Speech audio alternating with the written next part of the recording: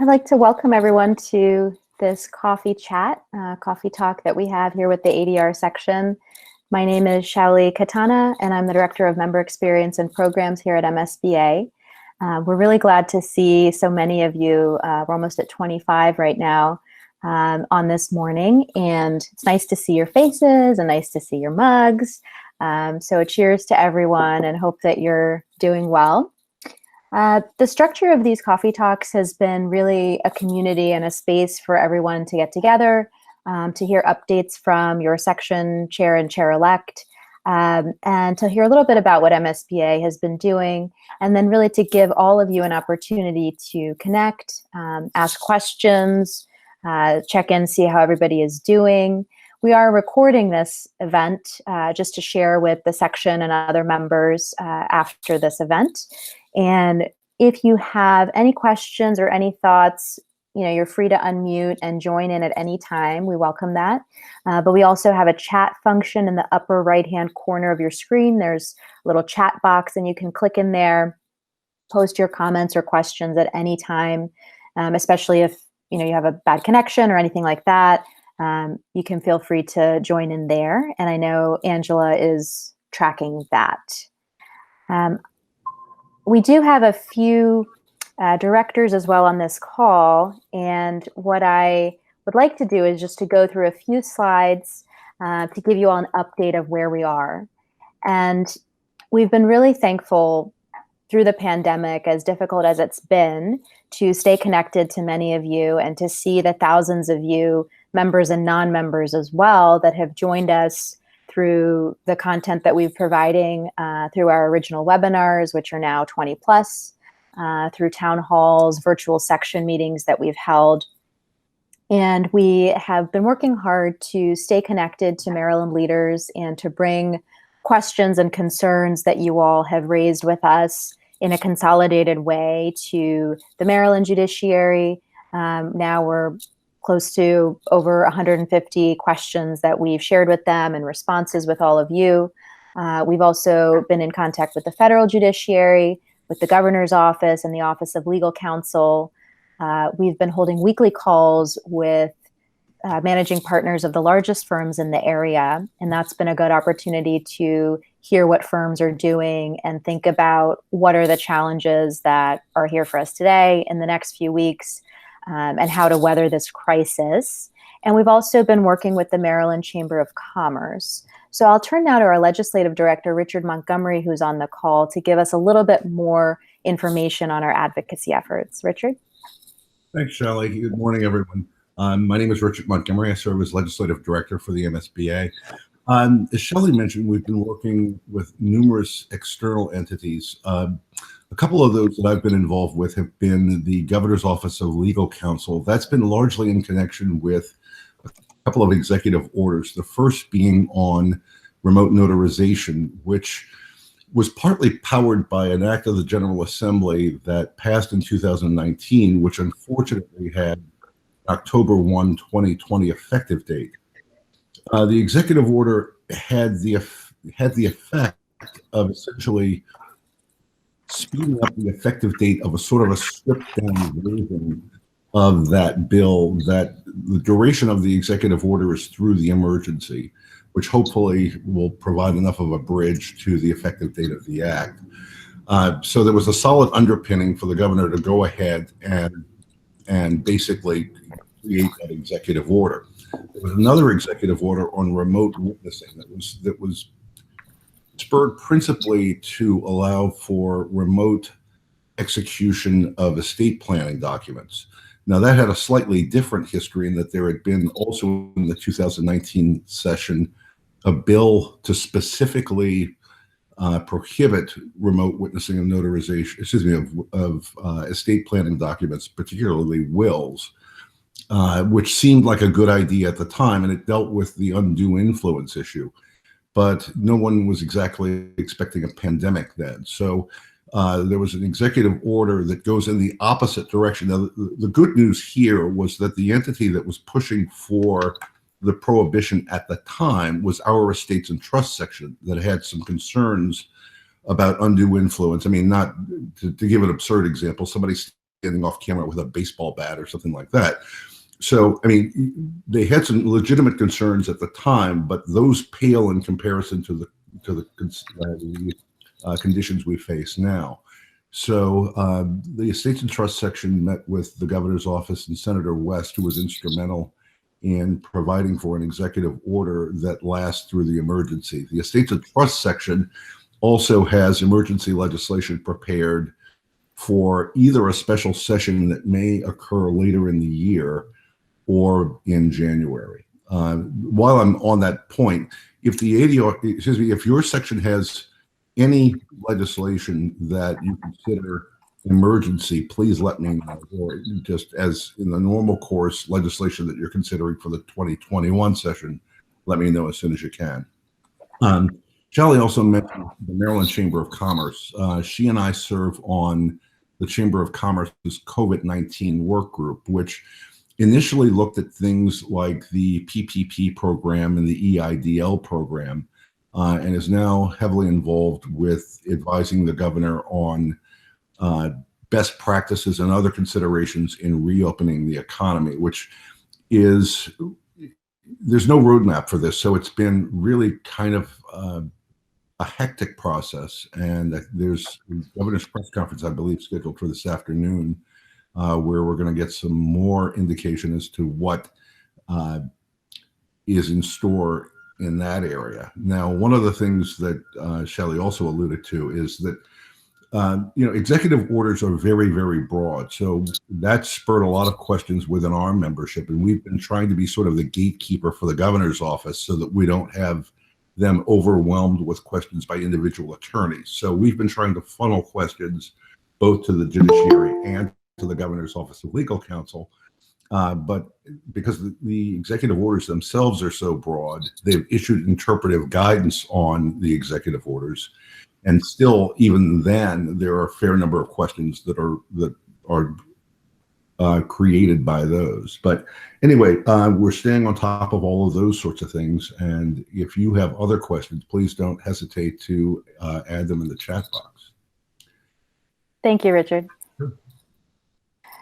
We have been working to provide information to you through our COVID-19 website that was launched on March 13th and provides a variety of resources, whether it's seeing what webinars we have or clicking through to view them on demand, seeing updates from the court, finding MSBA resources, and court and government updates. I'll turn now to Andrea Terry, our Director of Learning, to give us an update on our webinars. Thanks, Jolie. Good morning, everyone. It's great to see some of you virtually. As Jolie mentioned, we've done 20 webinars. We've got a handful more, maybe 5 scheduled through the end of May.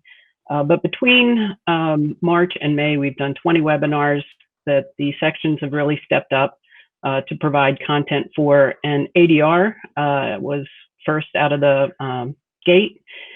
They've done 2 and did 2 in the first couple of weeks of the shutdown, basically, addressing issues, obviously, that uniquely impact mediations.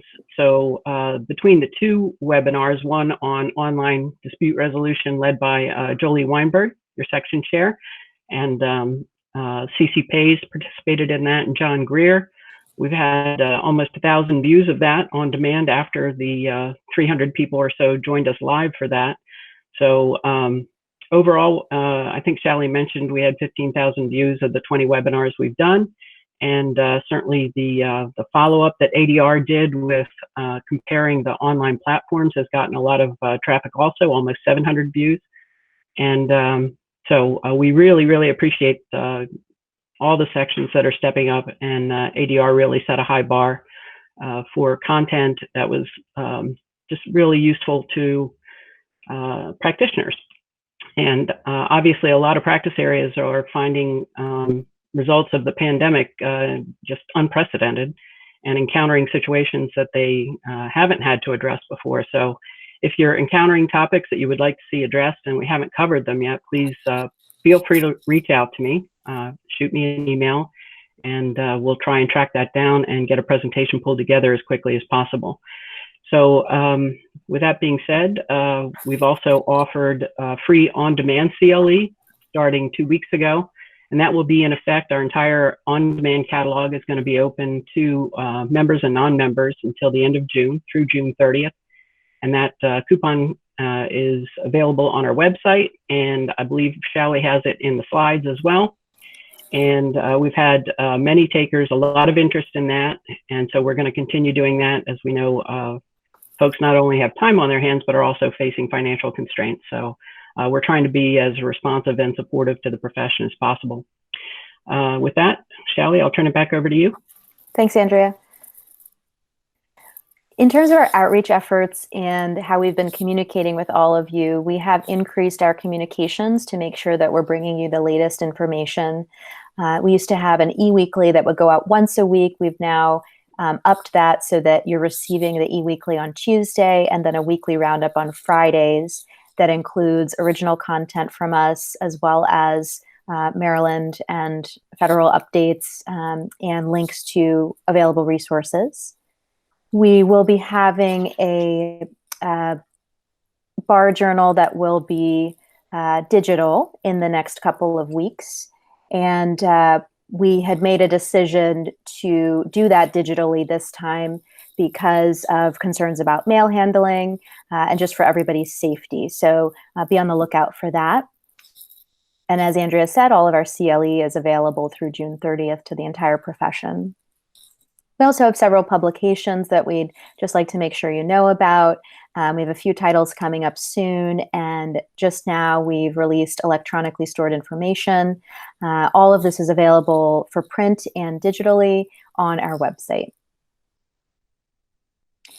We communicated to all of you recently our difficult decision to cancel this year's Legal Summit and annual meeting. It was something that we were tracking for a long period of time, seeing what the governor and public health officials were advising and seeing what other bars were doing. We were on track to exceed our registrations and attendees from last year when we were looking at numbers in March before the pandemic began. And we had 80 plus programs, multiple tracks of learning. And so while we're it's difficult that we're not able to get together in Ocean City this summer, we are working on alternatives to make sure that that content and that community feel is available to you this year. We're working on packaging a number of those programs into a digital series that we hope to roll out to you this summer, and we'll keep you posted with more information on that content as we develop it.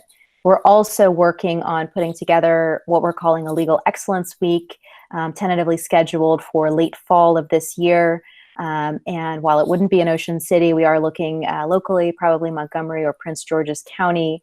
And the idea here would be to take some of our fall programs that we traditionally have, such as the Solo and Small Firm Summit, Family and Crim Law updates, and some of the Advanced Learning Institutes, as well as our Conference of Bar Presidents, and put them all into 1 week of programs, including keynotes and other social events, which you could attend a la carte, or you could choose to mix and match and put together a couple of items so that you could join us for that. And we'd welcome this section to contact us and let us know if you have any ideas to be involved in that as well. And again, it'll be late fall. I'll turn now to Lisa Kaplan, who's director of our Lawyer Assistance Program, to give us an update on her programming. Thanks, Lisa. Molly. Good morning, everyone. During these difficult times, it's really important to take care of yourselves. So we have the health and wellness page, which you can find from the main COVID page. There's a lot of really good information on there. There are tip sheets. There's a recent tip sheet from a member who wrote about being an attorney during these times. There are a lot of different exercises. There's yoga. There's home workouts. We've tried to put a lot of things on there that are just really quick so you can look at and you can get some really good resources. There are some non-traditional stress management techniques and TED Talks. There's emergency resources, substance abuse, 12-step virtual meetings. Also the COVID, I've been doing a support group on Wednesdays at 2 o'clock. and it's going to be today. And last week we talked about resilience. This week we're going to talk about procrastination or whatever else is brought to the table. It's a discussion group. It's been relatively small, but it's been a really great group. So please check that out because it's very important. You're not going to be able to take care of anyone else unless you can take care of yourself first. So take a few minutes to check all that information out. Also, don't forget about the Lawyer Assistance Program. It's here to help. It's free. It's confidential. It's a counseling program. We have lots of resources. You don't need to reinvent the wheel by trying to find resources for yourself. Let me help you with that. It's available to all lawyers in Maryland, and we have a statewide network of counselors. So when we're able to get out, we can set you up close to home so you don't have to come all the way to Baltimore City.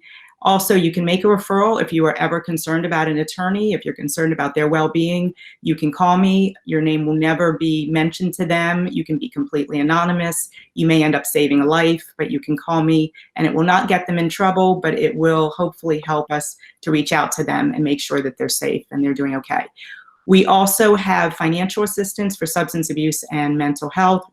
And that could be anything from counseling on a weekly basis, if you're having a hard time paying for counseling, if you need treatment of any kind, you need to see a psychiatrist, just give me a call. It's a really easy process, and I'm here to help.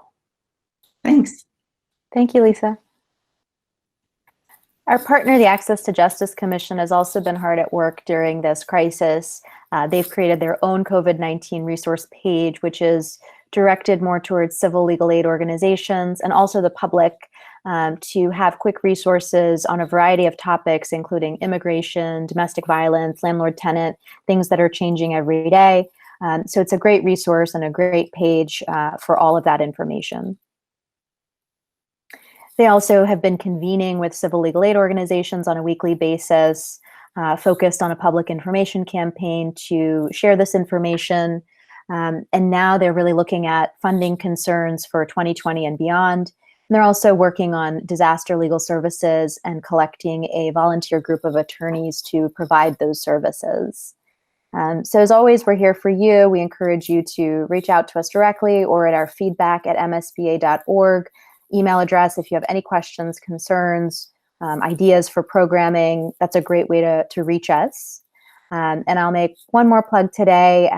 We have started our renewal campaign this month, and so we'd ask you to just take a moment to renew your membership for 2020 to 2021 online, msba.org/renew. And we have an exciting offer this year with the new passport program, which is more of an all-access pass that is included with the cost of membership, includes your annual meeting attendance for next year, provides a lot of access to CLEs and other virtual and in-person events. So please help support your peers and continue to stay connected with us. So I'll turn now to Jolie Weinberg, who's on the call and is our chair. Jolie, would you like to give an update?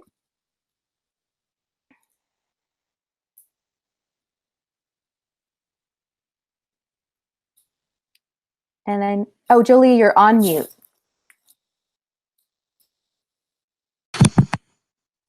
Thank you.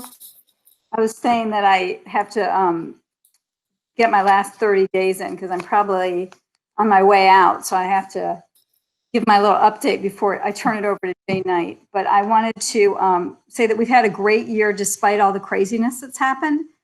We've really run with our Best Project Award, which was ADR in a Box. We received the award last year, and John Greer, amongst other people, have really taken the program and really brought it out to the whole legal community. We had one presentation in Howard County this year. We had one in Baltimore County. We had one in Frederick, and our different various members presented, but that doesn't mean anybody who wants to can present ADR in a Box.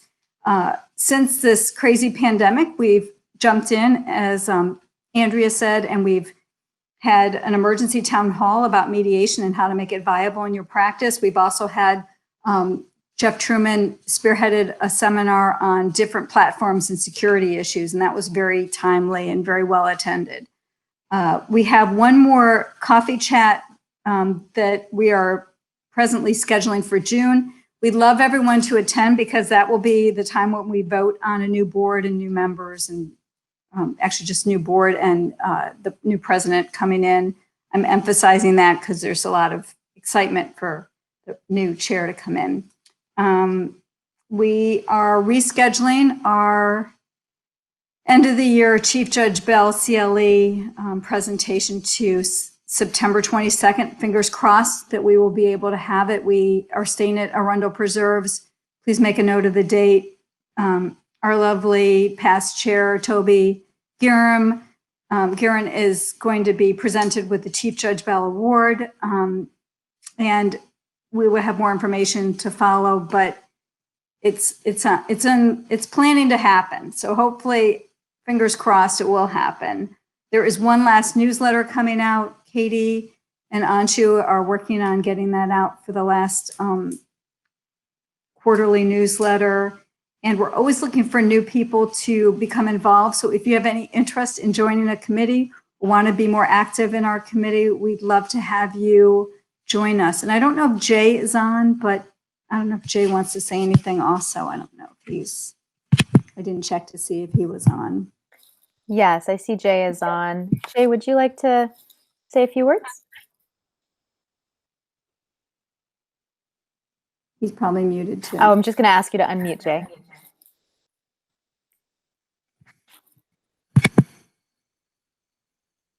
Let's give him just a moment. Hi, can you hear me now? Yes. All right, let's see if I think I flipped my phone as well. Let's see. Yeah, somehow I flipped my phone as well, so you can't even see me. Well, you can just talk and not worry about. Right. So let me just talk because I think that's more important than anything else. First, let me thank the MSBA for hosting this chat, and for Jolie for her leadership during this unprecedented year that we've had. She stewarded us from calm through storm to calm again in a way that none of us would have foreseen this of June of last year. As most of you know, we have done some incredible programming, some incredible presentations prior to the whole COVID-19 shutdown. And then through Jolie's stewardship, we were able to move along and without a drop of a hat, able to provide information to the membership as well as the MSBA at large membership on what's happening with ADR and what could be done on online platforms and all that. All of you, in my estimation, have taken a leadership role during this time. Jeff Truman, John Greer, Aaron Gable, all of you guys have just done an incredible job of stewarding, with Jolie's help, this whole ride. And I'm confident, for those of you who will stay on, that there's nothing that we cannot achieve going into the next new term. I am humbled by the fact that I've been on this committee long enough to have seen really great leadership at work, and I hope to continue following them. As soon as I become a little bit more tech savvy, I should be able to even work these Google Hangouts and every other online platform available to us all. So thank you for your confidence in me. I hope to make you all proud, and especially the membership at large. We're going to have a great Chief Judge Bell Award event, whether it's remotely or together. We'll see what we can do. And hopefully we will be able to recognize Toby as intimately as we can during these extraordinary times. Thank you. Thank you, Jay. And I don't know if you've been watching, but in the chat, there's a good amount of friendly ribbing going on towards you. So you should definitely check that out from all of your friends here. Wishing you well. Thank you. One thing I wanted to add is that, while we're all excited and thinking about the fall and programs that we want to put forth, including, your awards and Legal Excellence Week, we are keeping in mind, contingency plans and the possibility of needing to go virtual for some of these if that's the case. But we certainly don't want to stop the momentum and the community and just getting everyone together. So, in any way that we can help support this section, brainstorm what are certainly new concepts and new considerations for any of your regular programs or things that you've postponed. Angela and I are here to help you with that and to provide any other support that you need. And I think, Angela, if you could just say a quick hello and a wave so people can see you, and if you have anything else to update anyone about, feel free. Good morning, everybody. I don't have any other updates. Jolie shared them all. Okay. So now what I would welcome everyone to do is to use the chat function if you'd like to jump in with any questions or comments. If you'd like Jolie or Jay or anyone else to address anything that's going on, that's available here, and we're monitoring that. And I'll just open it up to the group as well for anyone to join in and just give us a sense of how you're feeling, how things are going as we start looking to June 8th and things reopening. We'd love to hear how everyone's doing.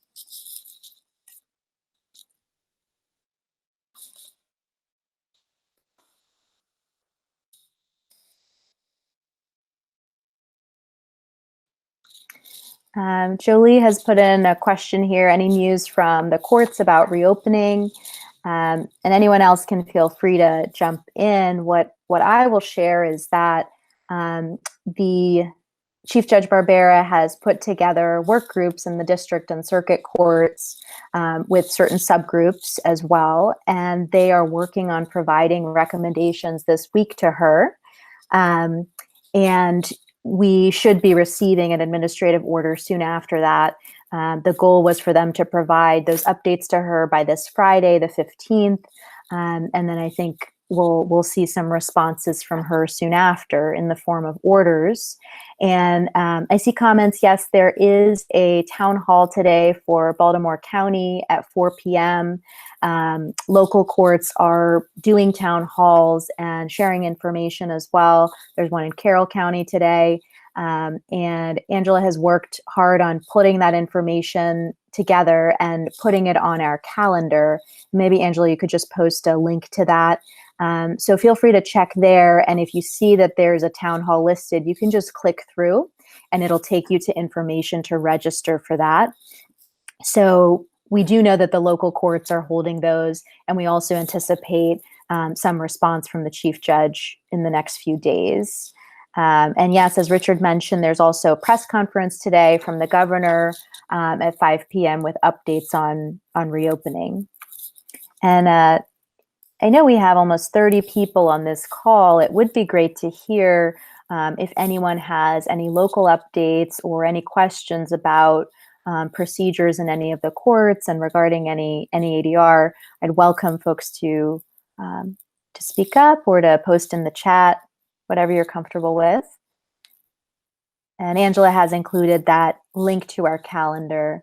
And for the town halls, as I said, we've been posting that information, and we're also providing some updates in our e-weekly that's been going out. So we ask you to just check that, and you can see some updates as well as to what the local courts are doing. We have a few comments here. Jolie says that courts need to promote online mediation as a viable option. I assume you mean going now beyond the June 8th date. I'd welcome anyone else to share thoughts on that, or if anybody has any information about what's being planned in certain courthouses and certain jurisdictions. That could be helpful to this group. What we have heard from, oh, please go ahead. Hi, this is Cynthia Jurius, and I'm not on the Google Meets. That wasn't available on my browser, but I just thought I'd check in a couple of capacities. First, as immediate past chair of the section, I want to say a big thank you to Jolie and our leadership here. Jolie, I know I got you into this, and I thank you and commend you.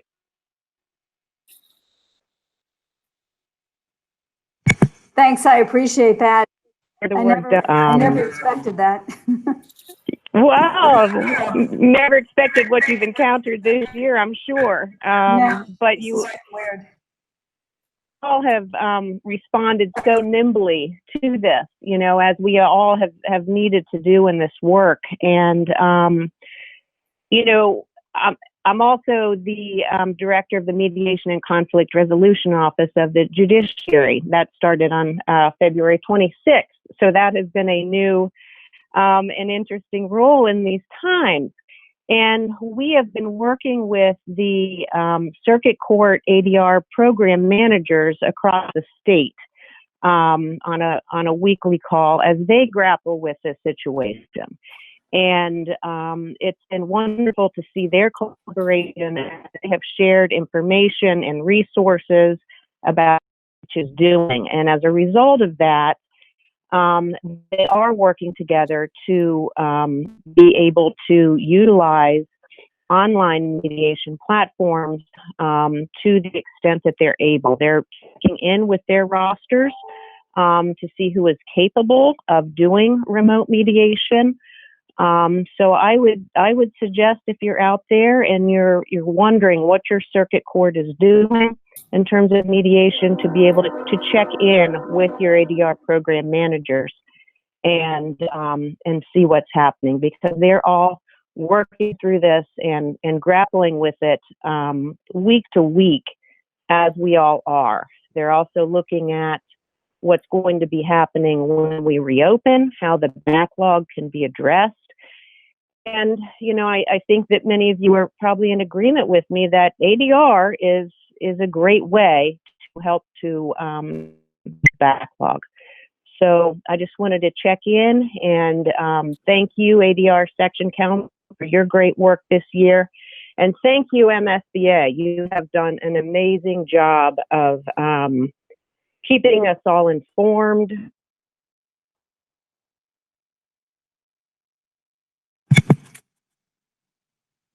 We might have lost. Thank you, Cynthia. At Yeah, we home. might have lost. I would echo. Oh, I'm sorry. Yeah, I just wanted to say thank you. You have done an awesome job. And I would echo Cynthia's thoughts that you've been amazingly adapted to try to make sure that we're interacting and we're talking to each other, and also using the time to get educated. I think that's pretty awesome. I know a lot of people have tuned into a lot of your programs and seminars and chats, and it's been helpful. Thank you. Thanks, Jolie. We have a few more comments here. Richard, I'm going to ask you if you could speak to this one question we have, and then certainly anyone else on the call. If there are any specific suggestions for guidelines for the reopening of law offices in terms of clients, maybe you could give us a sense of what you've seen from the governor's office and from the chamber. There hasn't been anything specific. In fact, we're sort of expecting that to happen today. Most of the questions involved, early on, there was the executive order that designated essential businesses. Law practice was one of those. And then there were a bunch of questions that dealt with travel to and from lawyers' offices. Those social distancing guidelines and advisories remain in effect until rescinded. But nothing terribly specific on that at this point. Thanks, Richard. And it looks like Jolie has a helpful resource and would be glad to share that with anyone on the call. And Jolie, if it makes sense, you can send it to us as well, and we're happy to distribute it.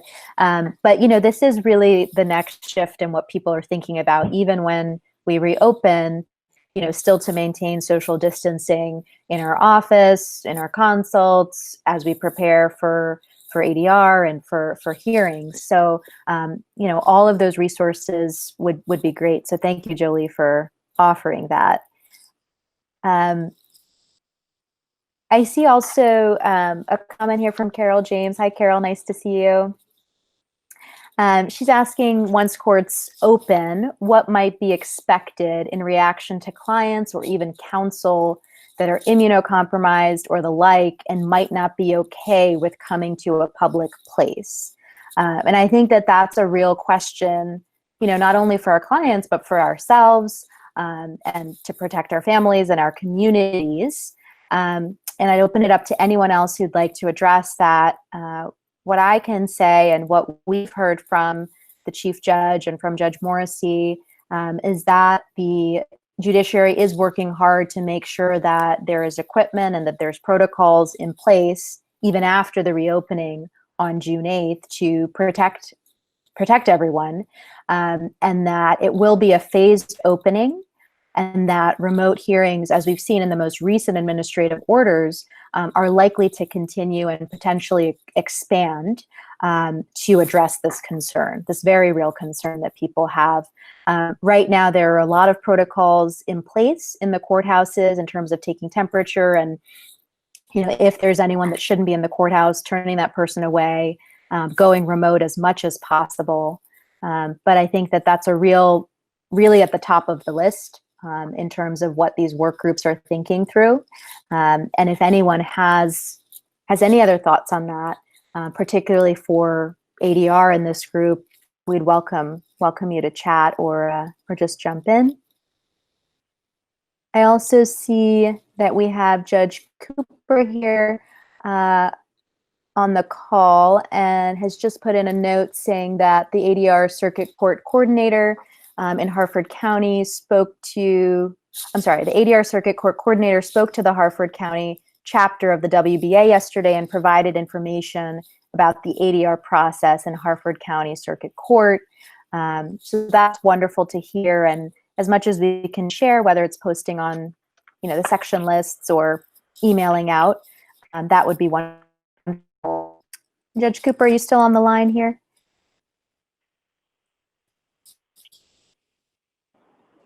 Yes, here I am. Okay, thank you Good so morning. much. Nice to see everybody and hear everybody. Thank you. Is there anything else you'd like to add? I see you have this helpful comment here. No, I was just giving you the update so you know. I don't know if Heather's on the call, but I think the folks that were on the call yesterday found it very helpful. It's having a coordinator in the circuit court is something new in Harford County, and she began her new job at the end of January of this year, and it's been an interesting new experience for her, given the COVID-19, but they're actually moving forward, and so it's exciting. And I think everybody's really thrilled to have her in this capacity, and I think we should expect some great things with reference to ADR in Harford County. Thanks. Thanks so much. Julie, I see you're still here. Can I turn to you a little bit to go back to this thought about reopening and what that looks like in terms of clients and offices, and maybe you could just give a little bit of perspective on what you're thinking? So we started going back to the office just like as people are comfortable, and we limit it to a couple of people. Like there's no more than like 2 or 3 people, and our office is really kind of spread out. But we are probably edging towards a schedule where if people are comfortable, we'll have 2 or 3 people each day coming back in, because it just seems to make sense. If people are truly scared of coming in or have a fear of it, we're not going to force people to come in, because obviously it's not going to be productive or helpful to have people worried. And there are a couple people that are on our staff that really don't want to come in. But ultimately, I actually even have a mediation that is going to be scheduled in the next week or 2 that's going to be in a conference room that's very, very large, and we're each going to keep our 6-foot distance, and we're going to wear masks, and we're going to have a mediation. So I think we're like thinking it's going to happen, and we have to kind of step in cautiously. Thanks, Jolie. Does anyone else have an update on what they're doing and maybe any changes that they're making as we're looking towards reopening in terms of their offices and having sessions with clients?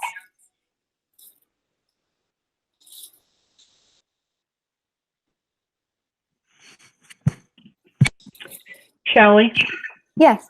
this is Andrea. I just wanted to point out to folks that last Monday we had Trudy Henson, who's the program director for the University of Maryland Public Health Department, and she did a really pretty comprehensive 1-hour presentation about some of the public health considerations that folks might want to give some thought to when they're thinking about reopening, particularly large buildings, down to the minutia that maybe folks haven't started to parse through, though I'm sure the work groups that are working right now with the judiciary are calculating and synthesizing through just that. But things like elevator capacity and traffic flow and things that are going to impact workflow and timing of the workforce's return to the physical location. So that is available on the COVID website for the MSBA, and we'll be staying in touch with her. And she has agreed to do some follow-up presentations for us as we get closer. And a lot of that obviously is going to be governed by or guided by Governor Hogan. But as we get closer to expanding the workplace and the workforce, Trudy Henson will be a resource that we'll be calling on again in the future. But that is available on our website if folks want to take a listen to that. And Andrea, can you speak to any of the other upcoming webinars that might be particularly helpful to this group? Sure. The family law section is working on a presentation on handling domestic violence matters, specifically during the pandemic. And we're hoping to get that available before the end of the month. In fact, we're looking at the last week of the month. And we're also working on a consumer bankruptcy series. Unfortunately, we expect to see a spike in consumer bankruptcies. And so the section is working on a 3-part series that we're going to debut next week. May 20th at 1 o'clock is going to be their first presentation on that. And so, we're just really trying to stay in touch with the sections, and their leadership has been very attuned, much like ADR has been very attuned to the impact on their practice areas. So we continue to try and be responsive to that. And so that's what we've got coming up before the end of May. Thanks, Andrea. Another question I had for this group is, as you're thinking, like as Jolie, you spoke about shifts to your practice and your protocols, are there strategies that you're putting in place now that are longer term that you think COVID has sort of forced upon us, but may shift the way in which we're practicing in a more permanent way? I'd be curious to hear anybody's thoughts about that.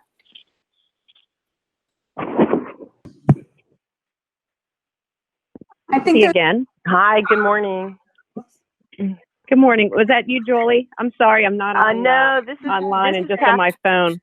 Oh, could we have the person whose phone number is ending in 54? Maybe if you could go first. Okay, that's me. That's Cynthia. Thanks, Cynthia. Hi. Yeah, and I think this whole piece around remote mediation is going to be an interesting thing to look at. It's something that, 4 months ago, any of us would have been shocked to think that most mediation that was happening in this moment at all would be remote, and feeling like that is really very suboptimal. And it's still very, very difficult. At the same time, I think it's going to be worthwhile to evaluate it. So we at Macro are looking at that. How can we evaluate how remote mediation does or does not work for people, and thinking about, aspects of self-determination as we go forward, and how remote mediation may or may not, play into that into the future. So that's something that we're looking at evaluating, to actually get some real data rather than our gut that feels like, how can this be good? So that's a piece.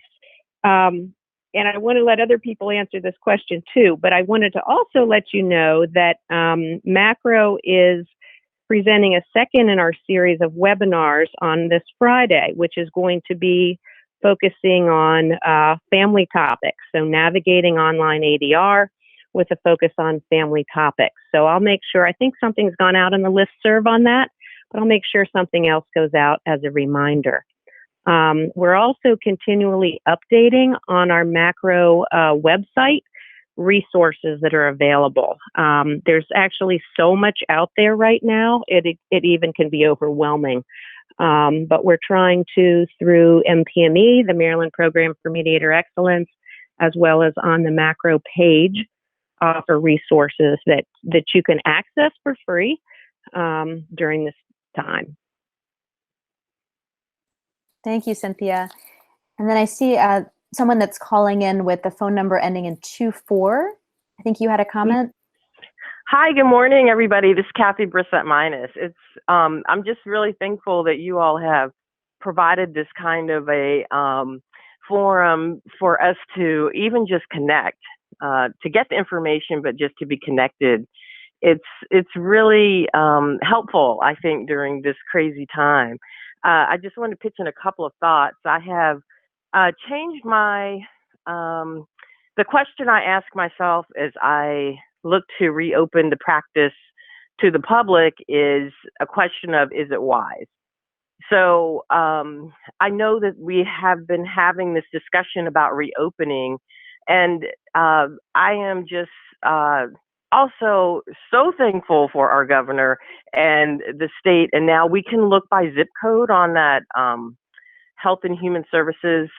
I think that's what it is. The Maryland coronavirus website. And you can look by zip code to see what the cases are like in your area.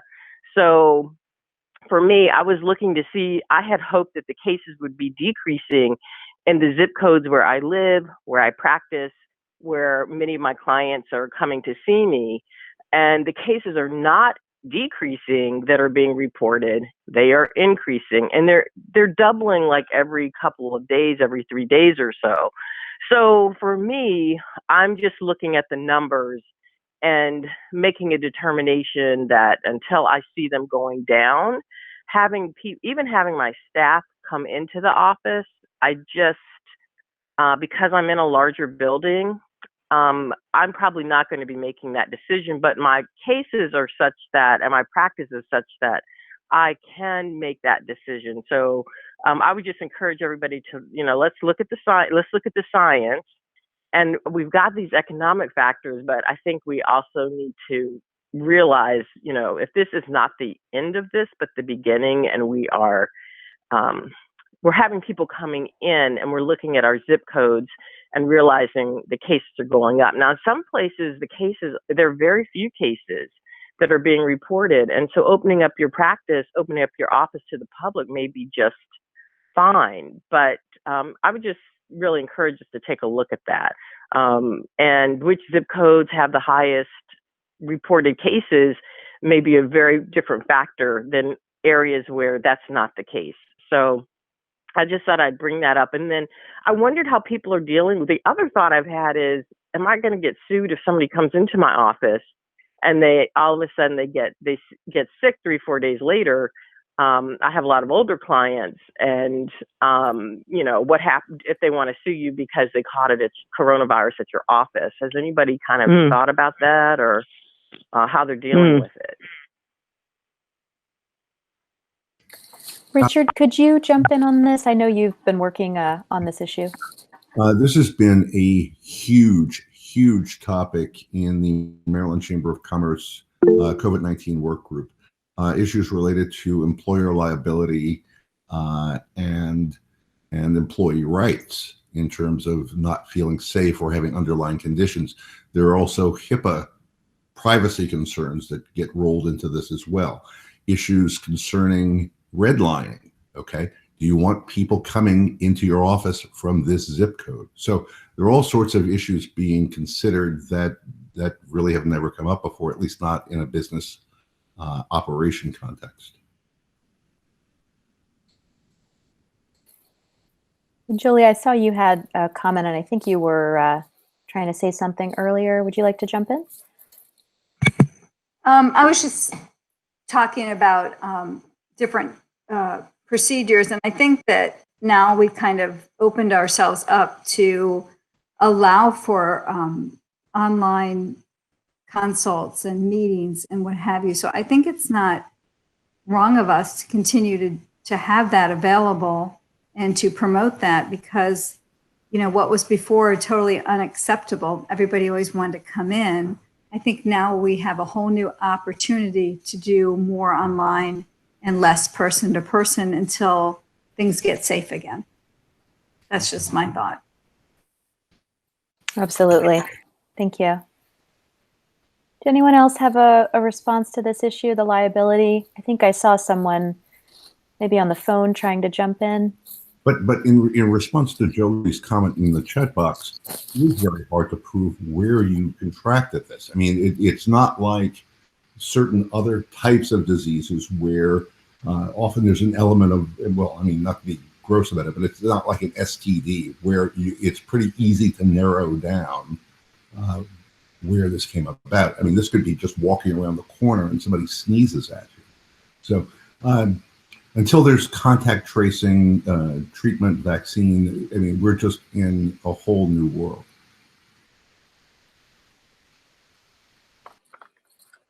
Thank you.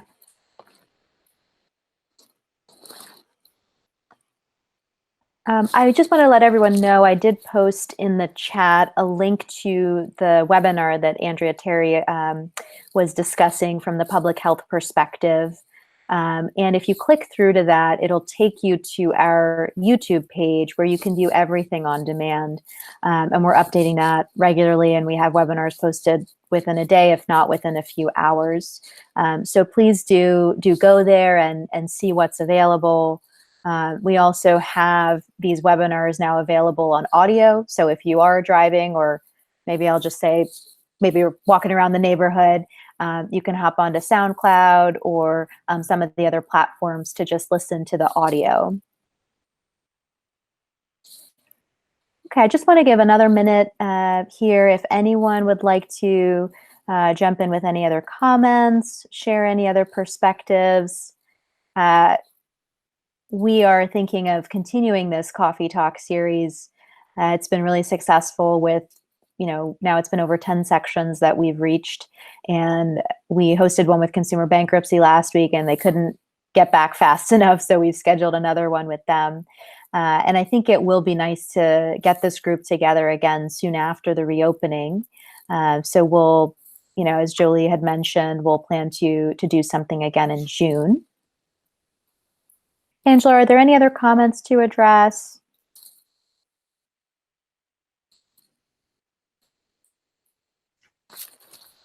Nope, I think we got them all.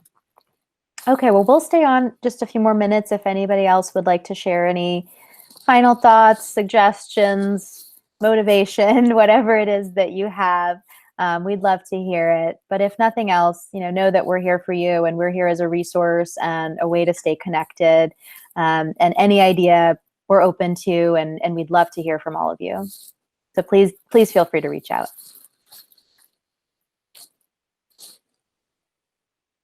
Thanks all.